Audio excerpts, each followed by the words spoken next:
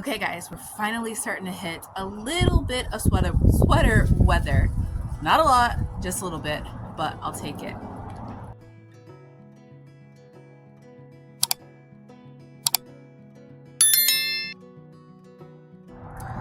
Hi everyone, welcome back to my channel. I'm Shamira Benson, one part of Team Benson, and I'm out here in my desert garden to give you guys a tour. So, it is winter for us. We have had a beautiful winter, guys, so far. Lots of days in the 70s, high 70s. So it's warm throughout the day and then cooler at night. So we've been getting down to the high 40s is what we've been getting down to. Some 50s. So I will take it because my garden is looking amazing. Okay guys, so we're gonna start out here because I'm starting to lose sunlight. I decided to do this after work. But we have our San Marzano tomato looking big and beautiful. It is slowly starting to make it up the arch, which is pretty cool. I'm hoping that it goes up that way and that way like it normally does, like my black cherry normally does. We have a indigo right here, which is starting to get bigger. In our kids' Vego garden bed, we have our onions and we have some celery.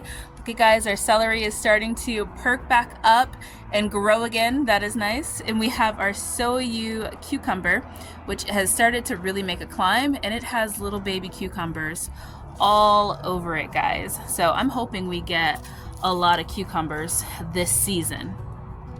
Now over here we have our serrano peppers, which are covered in serrano peppers. Loving that. We also have some red cabbage right here in front of it, of the jalapenos, and look at these jalapenos. These plants are really starting to get loaded down with peppers, so it is going to be a lovely spicy winter. Now I just planted in some dwarf kale. I want to put something in every single pot, guys. So I am just kind of putting stuff where it can. And we have some parsley over there. Curly parsley is one of our favorites. We're going to be starting to dehydrate that coming up here pretty soon because we need to get a year's supply. And look at this. Our Malabar spinach, it's making its climb up the pole. This is going to be so pretty during the summer. The Malabar grows really, really slowly right now at this time, and then it's just going to explode during the summer.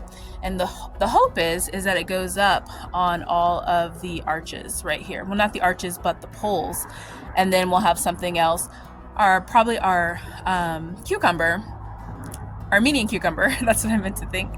That's what I meant to say. But Armenian cucumber growing on the arches with the Malabar growing on the poles. At least that's the goal, guys. We will see. We have our broccoli right here getting taller and taller. And then we have our onions right here in front of it. Part of growing in the winter for me is also part of my planning for my spring and my summer garden. Because some of these plants are going to be in here for the long haul, all the way until probably next year this time. And some of the things like my Malabar spinach, usually I have the same Malabar spinach for years at a time. I only take it out when we get tired of eating it. Now over here we have some more onions, and then we also have a summer squash. Now I thought this was a butternut squash, but this little fruit does not look like a butternut. So I have to ask Sorrel what kind of squash it is because I thought when she told me to grab the butternut, I thought I grabbed the right one, but I think that this one is the other one. Now over on this side, we have our medicinal bed right here, which makes me so happy, guys. So we have the echinacea, which is the coneflower right here. We have evening primrose right here in the middle. We have some chamomile right here on the side. And then we have our marigolds that, if you guys haven't seen videos I've done in the past, I did a video on marigolds and all the different uses medicinally for them. And then we have the snapdragons that are just there to really make me smile. We also have in our little Vego garden bed, we have some poblano peppers, which they didn't get huge, but at least there's poblanos on it. We'll see how that goes. And then we have little onions in there, and then we also have a tiara cabbage in here. So guys, here's the amazing thing about the winter right now and it being warm. The garden has is in this like symbiotic relationship with the birds, because the birds, they're not nesting, so they're not planting like or building nests in my garden or stealing all of like the sticks and straws and like little stems and different things to get like to make their nest, but they are basically playing cleanup crew. I've seen birds just looking for all the little like worms and aphids and all those different things. And right now my garden has that because it's warm, so my things like my cabbage are starting to attract like different things like the little cabbage loopers, but they're not staying on there to destroy the cabbage because the birds are getting to them. So it's making life so much easier for me because I don't have to play cleanup crew because the birds are doing it.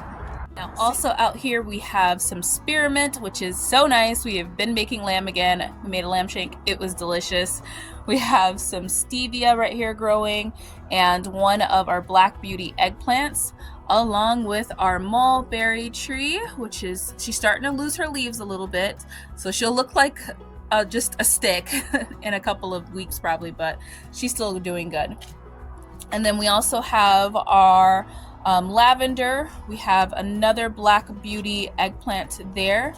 We have a mint julep up here and a chocolate mint right there. Right below we have Big Nisi. That's one of our namesake plants. It is a Ichabod eggplant. We have some Roma tomatoes. These are the ones that didn't fit in Tomato Alley. And then I just planted a cilantro out here. My garden has been missing cilantro. I've been meaning to put in seeds and I forgot, so I just got a little start and put it out there.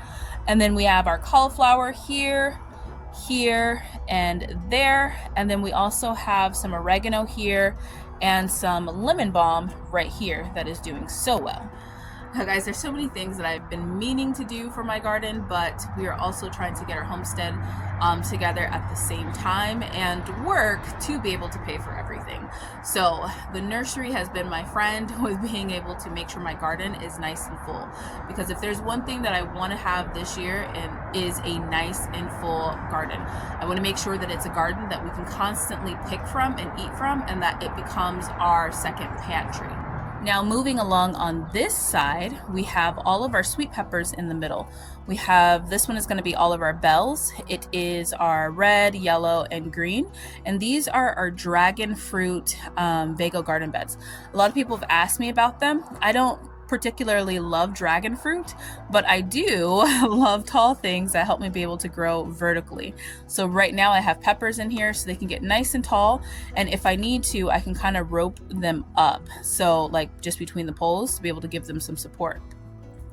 Now we have some basil out here, which I can start to see that it is starting to think about maybe flowering, but I'm going to crop it down before it does that. What you want to do is just crop it down to the next set of true leaves, which will be like here, like basil puts off leaves like that, like little sprouts in the middle, and then that will expand it, make it bushier, but it will also keep it from flowering.